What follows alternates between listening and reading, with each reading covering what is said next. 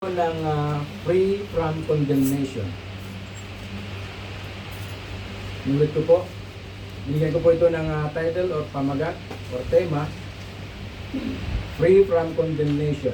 Kung atin pong titingnan po sa sulat po ng Apostol Pablo from chapter 7, binabanggit po dito yung pong massive struggle of sin. Okay? Binabanggit po dito yung kasalanan. So, binabanggit po diyan yung pong kakahantungan ng isang taong makasalanan, yung gumagawa ng kasalanan, yung hindi ayon sa kalooban ng Diyos. Pagdating po dito sa chapter 8, binabanggit po dito that we are free from condemnation. Ano ba itong condemnation na binabanggit po dito ng Apostol Pablo? Condemnation, ito po yung legal verdict of guilt due to sin, resulting in separation from God and punishment. Kung ating pong babalikan, yung pong ating pong napag-aralan last Sunday, sino po sa inyo ang dito last Sunday? Ano po yung pong ating pong napag-aralan? The importance of presence of God. Okay? Sabi ng ating pong ating pong kapatid na nagbigay ng ating pong devotion, kung sa tingin mo ay nahihirapan ka, kung sa tingin mo ay naghihirap ka, sabi niya, isa lang ang masabi, walang imposible sa Panginoon. Lahat ay magagawa. Actually, hindi naman po yung pong ang nakakalungkot po dito ay yung pong mawalan ka ng asawa, yung mawalan ka ng kapartner, yung mawalan ka ng girlfriend, yung binasted ka ng iyong pong nililigawan. Hindi po yun ang nakakalungkot sa buhay po natin, yung mawalan ka ng trabaho. Yung pong mawalan ka ng pera. Hindi po yun ang nakakalungkot. The saddest thing, or yung pong nakakalungkot na bagay, ang nakakatakot na bagay, marami po kasi mga tao na natatakot sa mga hinaharap. Natatakot na sila po mawalan ng trabaho. Natatakot na mawalan ng mga bagay na kanila pong mga minamahal sa kanila pong mga sarili. Yung natatakot po sila na paano na pagtungtong ko ng ganitong edad. Okay? Meron ba sa inyo nag-iisip ng ganon? Paano na pag wala na maliligaw sa akin? 30 na ako, 35 na ako. Natakot na sila. Baka tawagin silang baak. Alam po rin yung baak? Baka. Napag-iwanan. Yan. Sino pa sa inyo mga dalaga dito? Nagtago. Dalaga. Nagtago. Ito dalaga to. Yun, dala na. Dala na. Dala na. Binata. Wala mga okay. Puro mga asawa na pala dito. So, check nyo po lahat dito, wala na pong binata. Tingnan niyo po yung kanila po mga pagmumukha. Baka kasi mamaya magsasabi, binata pa po ako. I-memorize na po ninyo yung ano pong mga mukha. Baka may magpapanggap. Puso po kayo yung scam. Scam. Papalitan yung mukha. Okay? Nakatakot. Ang nakakatakot po dito, sabi po ng ating pastor last Sunday, yung mapalayo po tayo dun sa presensya ng Panginoon. Amen. Yun po ang kinatakutan dapat ng mga mananampalataya. Yung pong mapalayo po tayo dun sa kalooban ng Diyos. Now, dito po sa dito sa chapter 8 ng Romans verse 1, binabanggit po dito, kaya nga sabi niya, wala nang kahatulan parusa ang mga taong nakipag-isa na kay Kristo Jesus. Condemnation. In the Bible, condemnation is a legal term that refers to God's verdict of guilt and the resulting punishment for human sin. Okay? It describes separation from God. Ito po yung pong binabanggit po dyan na kapag ikaw ay maparusahan, hiwalay ka dun sa kalooban ng Panginoon. Hiwalay ka dun sa presensya ng Panginoon. Hiwalay ka dun sa Diyos na ating pong sinasamba. Ang hirap kaya makapaghiwalay. Mahirap mapahiwalay. Maging po sa ating pong mga mahal sa buhay. Ang hirap pong lumayo. Ang hirap pong pumunta sa ibang bansa. Iiwanan mo yung pamilya mo. Iiwanan mo yung comfort zone mo. At ikaw ay magsasuffer sa pupuntahan mo. Ang hirap. Di ba? Pero mas mahirap yung wala ka doon sa kalooban ng Panginoon. Because you will be punished. Okay? Pero binabanggit po dito ni Apostol Pablo that we are free from condemnation if tayo po ay nakipag-isa na kay Kristo. Amen. Amen. Sino po sa atin na nakipag-isa kay Kristo? Amen. Amen. Hallelujah. Pudpud no kadidayta. Ha? Yung dinidesign po ni Moises, nung sila po ay maglalakbay patungong promised land, nasabi ni Moises, huwag nyo naman po kaming paalisin dito kung hindi nyo kami sasamahan. He considered the importance of presence of God sa buhay po niya. Ayaw niyang mapalayo. Ayaw niya pong mapag-iwanan. Ayaw niya pong mahiwalay doon sa presensya ng Panginoon. Kasi kapag tayo po ay napahiwalay doon sa presensya ng Panginoon, meron po tayong kalalagyan. Now, sa umagang ito, meron pong tatlong bagay na akin pong ibabahagi po sa inyo that we are free from condemnation. Una, those who are in Christ. We are free or you are free from condemnation if you are in Christ. Amen. Sabi ni Apostol Pablo, wala na sa atin ang kahatulan kapag tayo daw po ay nakipag-isa kay Kristo. Kung ating mong babalikan in Romans chapter 3 verse 23, that for the wages of sin is death. Maliwanag po yan, na ang kabayaran ng kasalanan ay kamatayan. Ibig sabihin, kapag tayo nagkasala, kapag tayo ay gumagawa ng mga karumaldumal sa harapan ng Diyos, we are going about to death. Hindi po pananakot po ito. It is the Word of God. Okay? Isa pong paalala sa buhay ng bawat isa. See the situation now. Sabi ko kanina, yung init, grabe. Sabi ko kay Brother Sunny, habang kami po ay umakyat sa mga building, may mga building kasi dito na yung hagdanan ay meron pong puwang, at yung puwang na yan ay punong-puno ng mga aircon. Yung mga motor. So of course, pag umaandar yan, iba yung buga. Okay? At naiipon dun sa hagdan. So aakyat kami ngayon, meron pong rooftop na doon lahat yung ipon ng init. Yung walang labasan sa taas, kasi na siya, rooftop na siya, shielded na yan. Then yung mga galing mo sa mga air condition, yung init, yung buga niya, of course, hahanap niya ng butas para paglilisan. At doon po maiipon, hindi kami pwedeng magtagal. Grabe yung para kami nauupos sa init. Then sabi ko kay Brother Sunny, nagreklamo kami. Sabi ko sa kanya, grabe init Pero alam mo Brad, ako sa kanya, mas mainit talaga sa impyerno.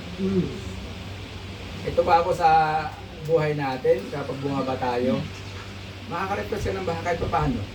Pagpasok mo dun sa sasakyan, meron ng aircon, nakakapag-relax ka na. Pero dun sa impyerno, wala akong air condition doon. Merong air condition pero baliktad.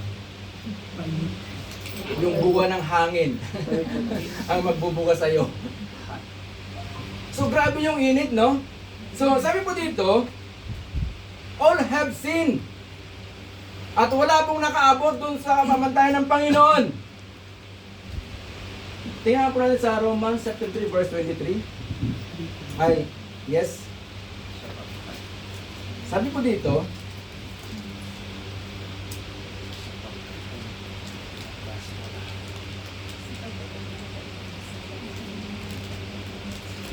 sapagkat ang lahat ay nagkasala at walang sinumang nakaabot sa kalulatian ng Diyos. Sa 6:23, sinabanggit ko dyan,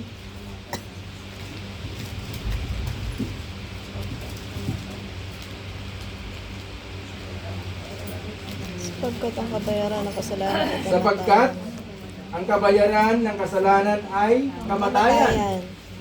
Ngunit ang kaloob ng Diyos ay buhay na walang hanggan.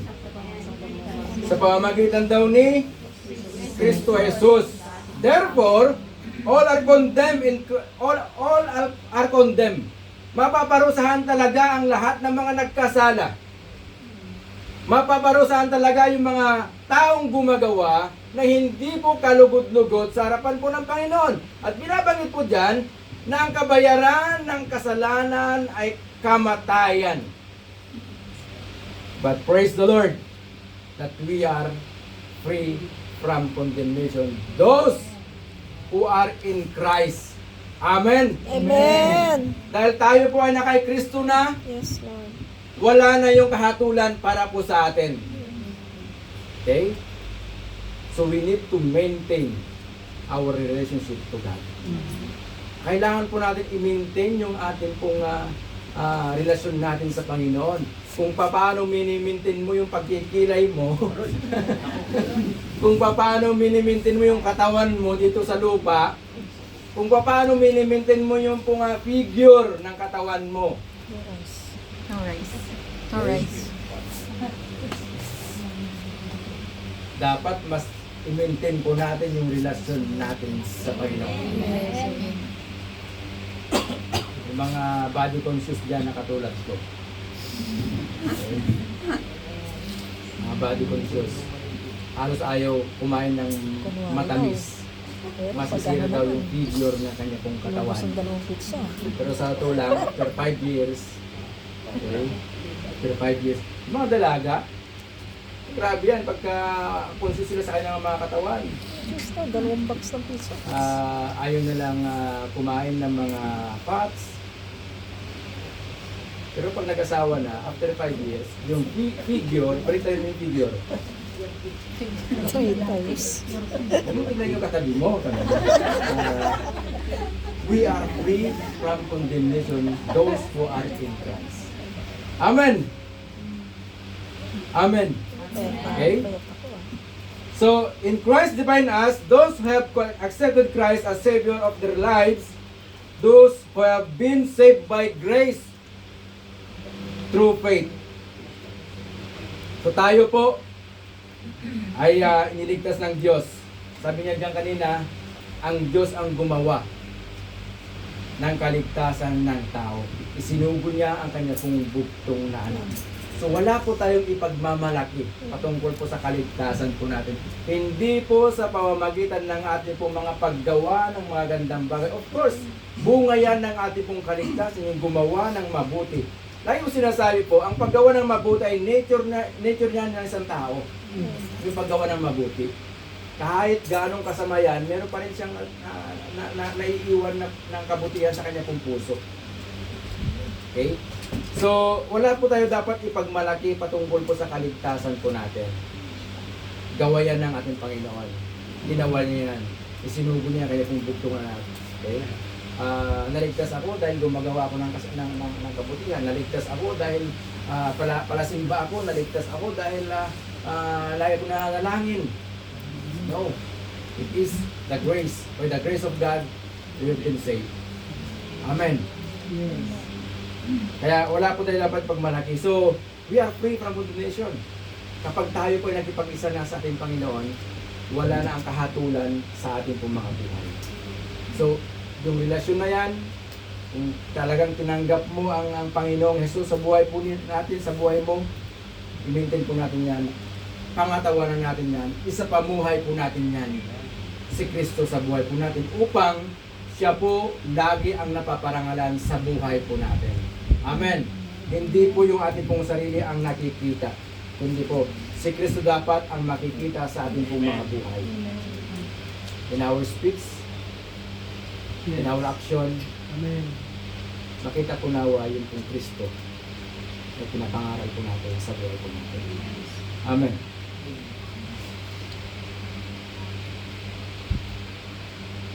In Galatians chapter 3 verse 13, sabi po doon sa Galatians chapter 3,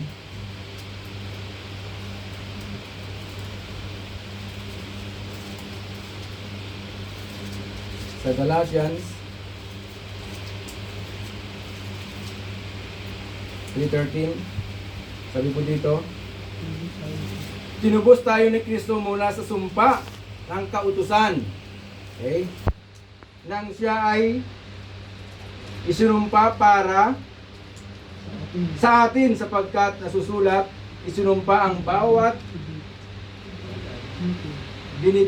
binibitay sa punong kahoy. So, ang ating Panginoon ang naging kabayaran sa lahat ng ating mga pagkukulang, sa ating mga kasalanan. If we are true, the believers of Christ, kailangan makita yung pong pagbabago sa buhay po natin. Sabi po doon sa 2 Corinthians 5:17, if anyone is in Christ, he is a new creation. The old has gone, and the new has come. Binago po tayo ng Panginoon. Hindi lamang po sa nguso, dapat kangrunan na di puso tayo kapsa. Amen. Amen. Dapat hindi lang yung ating pong pagsasalita every Sunday, so dapat po mas lalo po yung ating pong puso ang binabago ng Panginoon. We are now a new creation. And because of that, we are free from condemnation. Amen. Pangalawa, we are free from condemnation those who walk not according to flesh. Okay? We are free, or you are free from condemnation, those who walk not according to their flesh. And 2 Corinthians chapter 10 verse 3, may binabanggit po dito the two representation of the flesh. Sabi po dito sa verse 3,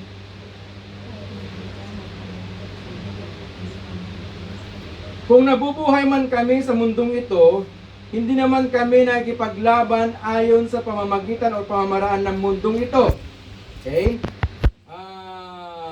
Walking in the flesh, dito po ay ibig sabihin, the physical body. Okay? Human flesh. Na ito po yung katawan po natin, meron pong subject for limitation. Okay? Ito po yung binabanggit po dito, yung pong ating pong katawan. Tapikin mo yung katabi mo kung totoong katawan yan. Yan. Kasi baka wala na sa kanyang katawan. Wala na kaming laman. Nakatulog na. Yan. Baka hindi na totoong katawan yan, ha? Damit na lang pala. Narapture na pala. Naiwan na tayo. Lihib siya ngayon. Okay? Pangalawa, na representation dito, to walk under control of the sinful nature. Binabanggit po dito ni Apostol Pablo sa chapter 6 verse 4 ng Romans that we are buried with Christ. Okay? Tayo na po ay tawag doon, nailibing na. Yung nailibing na buhay, nailibing na yung ating pong mga kasalanan. Sa verse 4 ng chapter 6 ng Romans, sabi po dito, sa makatuwid tayo namatay na at nilibing na kasama niya sa pamamagitan ng bautismo upang kung paanong binuhay muli si Kristo sa pamamagitan ng dakilang kapangyarihan ng Ama, tayo rin ay magkakaroon ng panibagong buhay. Ibig sabihin, you are free from condemnation dahil nalibing ka na. Nailibing na yung ating po mga old nature sa buhay po natin. Nailibing na yung luma po natin pagkatao dahil bago ka na. Hindi na yung buhay po ninyo, hindi na yung ating pong laman ang nasusunod dapat sa ating pong mga buhay. I remember yung pong example po ni Pastor Raymond last Sunday, yung tao. Ang tao po ay mayroon pong katawan, mayroon pong kaluluwa, at mayroon pong espiritu. Sabi niya, yung tatlong nito, merong laman, at ito po yung nagsasuggest, nag-instruct kung ano yung kanya pong papakainin. Nagkaroon kasi ng parang yung isang kapatid, parang hindi niya na maunawaan. Naging literal yung kanya pong pagkaunawa. Sabi niya, kapag malusog daw yung espiritu mo, okay, ibig sabihin, punong-puno ka ng ng kagalakan sa pagpupuri sa Panginoon. Talagang you are in fire sa paglilingkod sa Panginoon. Ang katawan daw ang sumusunod dun sa espiritu. Tama, mali? What I mean, kapag ikaw ay talagang yung dinidesire mo ay laging maglingkod sa Panginoon, nagiging nagiging yung gusto ng laman, nasiset aside. Hindi ito yung nagiging priority, yung gusto ng laman. Yung gusto ng espiritu ang sinusunod mo. Dahil malago yung pananampalataya mo. Amen. Pero kapag ito ay payat at ito ang malusog, yung espiritu ang sumusunod sa laman. Hindi po yung literal na malusog na ano. Ito yung papakainin mo. Kasi yung gusto niya, makalaman. Okay? Pero kapag ang espiritu mo ang malusog, you will all prioritize spiritual things. Amen. In your life. Amen. Kagabi, may share ko lang. Kagabi, alam ko mayroong prayer meeting kagabi. At mag-start yan ng 9:30. Alas 9, nasa pa lang kami, nasa Roadhouse, sa likod ng Roadhouse. Ay, hindi kami nag-inom doon nag-deliver kami ng tubig. Gusto ko lang linawin po. Sa Roadhouse kami, nag-deliver ng tubig. Yung Roadhouse kasi isang baryan. Okay? Roadhouse. Bahay kalsada. Kalsadang bahay. Roadhouse. Okay. Isang tawag doon, pag may mga event na malaki at gusto mong mag-relax, habang nag-relax ka, nanood ka ng isang event, or let's say boxing, UFC, pwede ka punta doon. Of course, yung relaxation doon ay makamundo.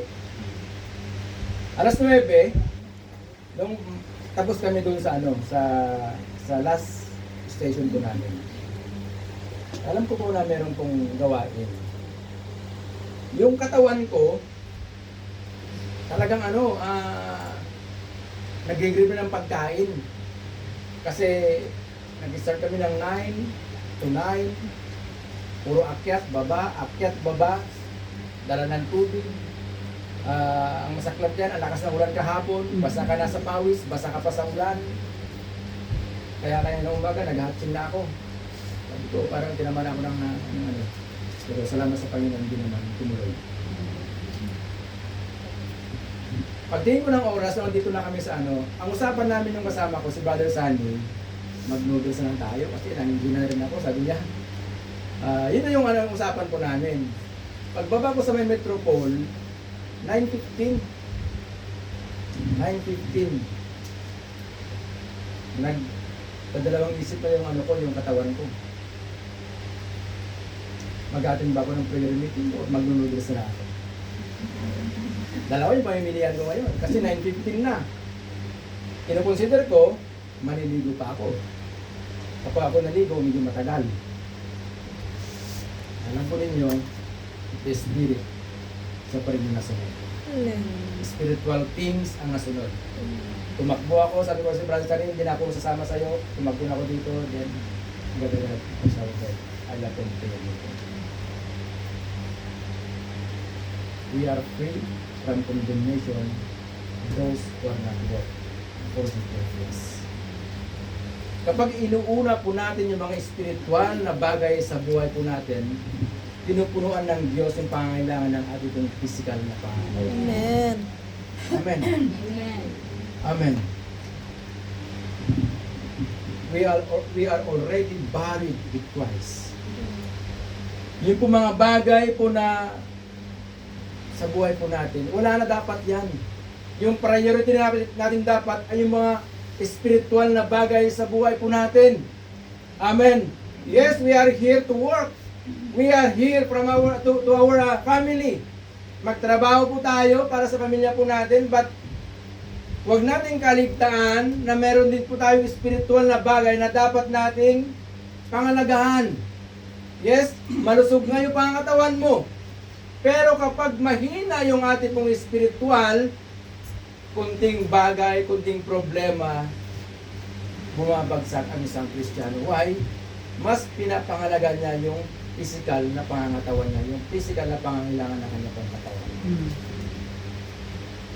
Amen.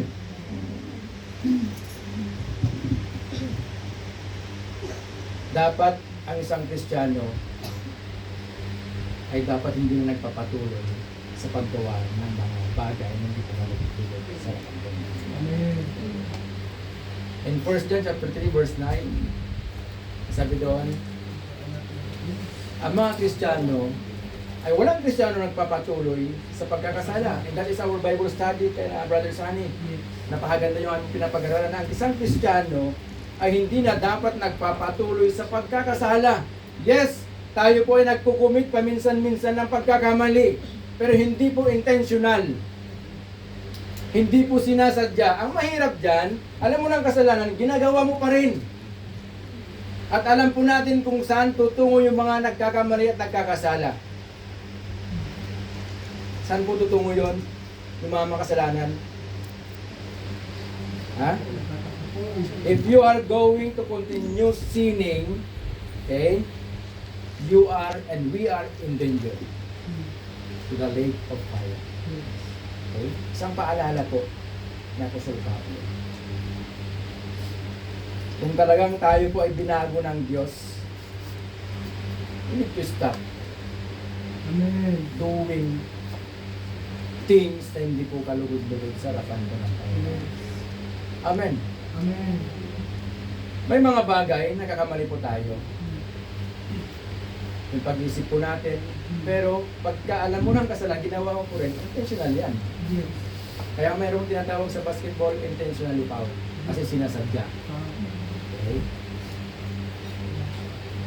Sinasadya niya, hindi niya talagang intensyon niya manakit. At meron pong mabigat na penalty pagdating sa ganun. Yung mga mahilig sa basketball, 2 free throws plus ball position. Okay? Referee. Mabigat! How much more sa ating pagkakasala? At kapag tayo po nagkakamali, nagkakasala, unti-unti lumalayo yung presensya ng Panginoon. Yun po ang nakakatakot sa buhay ng isang Kristiyano. Nang alam mo, kasama mo ang presensya ng Panginoon, hindi na nga pala. Feeling mo lang yun. Okay? Feeling mo lang kasama mo ang Panginoon. Because you are going to church every Sunday. You are attending church every Sunday. You are attending prayer meeting every Saturday. Yung pala, hindi na pala. Yung nakakatakot. Bigla nawala yung katabi mo. Hindi nakakasama. Diba? Okay, so walang Kristiyano na nagpapatuloy. Because we are now free from condemnation. Amen. Amen. Hindi na po tayo hatulang muli. Dahil tayo po naka Kristo na. Now, since we are now in Christ, you are or we are now a new creation. The old has gone and the new has come. Dapat yung buhay po natin pinago na. Kasi hindi na si Kristo, hindi na yung buhay po natin, sarili po natin ang dapat masunod sa buhay po natin. Ang masunod dapat yung kalooban ng Diyos sa buhay po natin. Amen. Pangatlo, those who walk in the Spirit.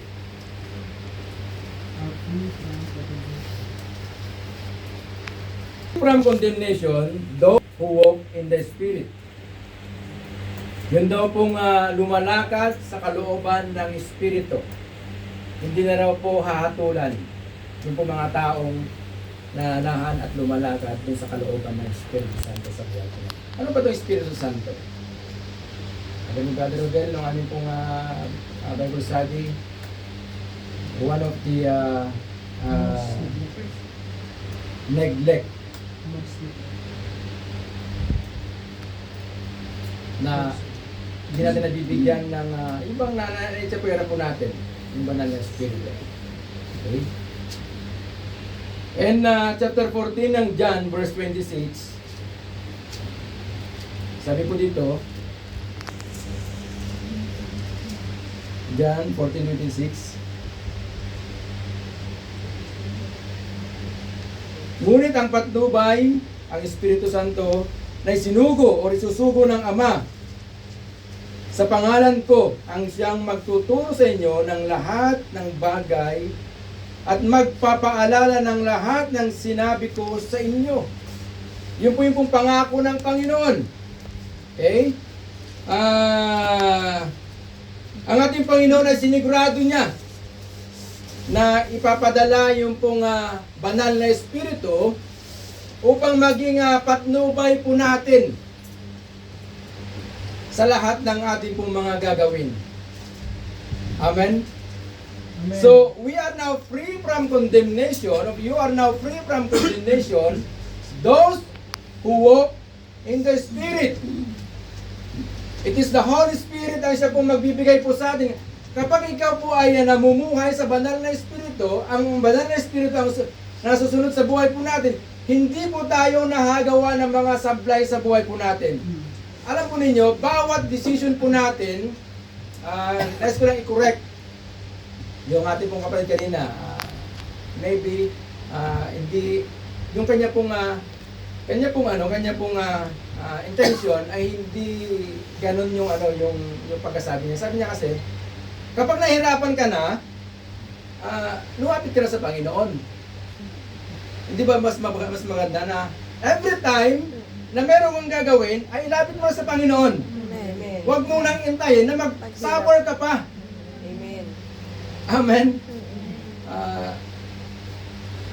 Kapag nahihirapan na tayo, saka lang ba tayo lalapit sa Panginoon? No. We are now a new creation. Amen. Tayo po mananampalataya sa Panginoon. In the first place, kapag meron kang desisyon, dapat sangguin natin agad sa Panginoon. Huwag na nating hantayin na mag-suffer po tayo dun sa consequence na mangyayari sa ating mga desisyon. Amen. Amen. Amen. So before na ikaw ay nahihirapan ka na, dapat before that, andun, kaya nga meron po tayong panalangin sa buhay po natin every day. Yes. That we will, before we start our job, our duty, nakapag-pray na po tayo. Na idulog na natin sa Panginoon yung mga bagay na gagawin po natin for the whole day. Kapag meron pong mga bagay na changes, then at least naibigay natin sa Panginoon. And that is the will of God sa buhay po natin. So we are free from condemnation. Kapag ikaw ay lumalakad doon sa kalooban ng Diyos, sa banal na Espiritu, tayo daw po ay wala nang kahatulan. Kasi sinusunod mo yung Espiritu eh. Namumuhay ka sa banal na Espiritu. Ang namumuhay sa banal na Espiritu, sa Espiritu, siya po ay nagdidesire lagi ng mga spiritual na bagay. Amen. Amen. Doon sa verse 5 ng chapter 8, sabi niya, ang laman ay nagdidesire ng mga makalamang bagay. Tingnan po natin. Romans 8:5. Bago mag-6. Yan. Ang 5 po ay bago mag-6. After ng ano? Ng 4. Okay. Sabi po dito, ang mga namumuhay ayon sa hilig ng laman ay walang pinaghalagaan o pinapahalagaan kundi ang mga bagay na ukol sa laman. Ngunit ang mga namumuhay ayon sa Espiritu ay nagpapahalaga sa mga bagay na espiritual. Amen. Amen. Dahil ikaw ay Kristiyano na, mananampalataya na, binago ng Panginoon, yung priority mo ngayon, yung mga spiritual na bagay sa buhay po natin na yung pong nagpapalago sa ating pong buhay pananampalataya. Amen. Because the Holy Spirit, it is our seal. Siya po yung seal natin bilang isang mananampalataya. In Ephesians chapter 1, verse 13 to 14, may binabanggit po dyan. Ephesians chapter 1, verse 13 to 14. Sabi po dito, sa pamamagitan ni Kristo, kayo rin na